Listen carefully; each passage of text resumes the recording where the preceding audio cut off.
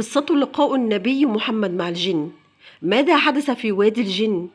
حدث اللقاء في منطقة تسمى وادي الجن، أو كما تعرف تاريخيا بوادي نخلة، خلال رحلة النبي صلى الله عليه وسلم من الطائف إلى مكة. كان النبي في تلك الليلة يصلي ويقرأ القرآن في مكان منعزل، فاقترب منه مجموعة من الجن واستمعوا إليه. ذكر الله هذا اللقاء في القرآن الكريم في قوله: وإذ صرفنا إليك نفرا من الجن يستمعون القرآن فلما حضروه قالوا أنصتوا، فلما قضي ولوا إلى قومهم منذرين.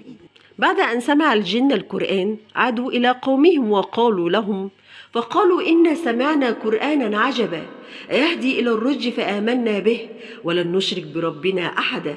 أصبح هؤلاء الجن مؤمنين ودعاة في قومهم يحثونهم على الإيمان بالله.